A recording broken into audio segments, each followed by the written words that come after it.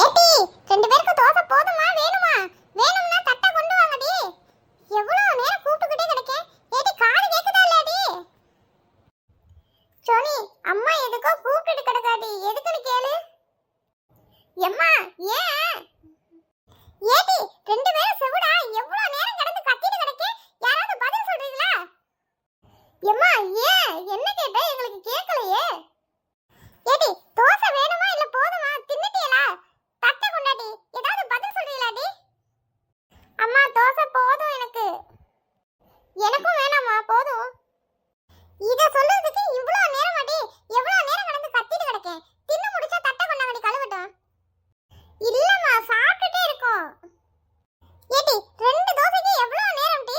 அரை மணி நேரம் ஆச்சுடி தோசை கொடுத்து. இன்னும் தின்னு முடிக்கலையா? எம்மா பொய் சொல்லாத. 10 நிமிஷம் தான் ஆச்சு தோசை சுட்டு கொடுத்து. அதுக்குள்ள 2 மணி நேரம் ஆச்சுன்னு சொல்ற. நீ பொய் சொல்லாதம்மா.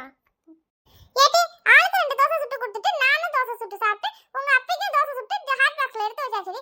இவ்வளவு நேரம் ரெண்டு பேரும் சாப்பிட்டுட்டு இருக்கீங்க. நேரம் போதுமா இவ்வளவு 2 தோசை சாப்பிடுறதுக்கு? ஏம்மா இப்படி ஏசுறீங்க? இன்னைக்கு லீவு தானம்மா, அதான் மெதுவா சாப்பிடுறோம். இல்லடி இன்னும் 2 மணி நேரம் கழிச்சு கூட சாப்பிடுங்க. ஆனா போய் தட்டை ஒழுங்கு முறையா 2 பேரும் கழுவி வச்சுட்டு தான் வரீங்க பாத்துக்க. இப்போ அதானமா உங்களுக்கு பிரச்சனை. நாங்களே சாப்பிட்டுட்டு கழுவி வச்சிரோம். போதுமா? நீங்க உங்க வேலையை பாருங்க போங்க.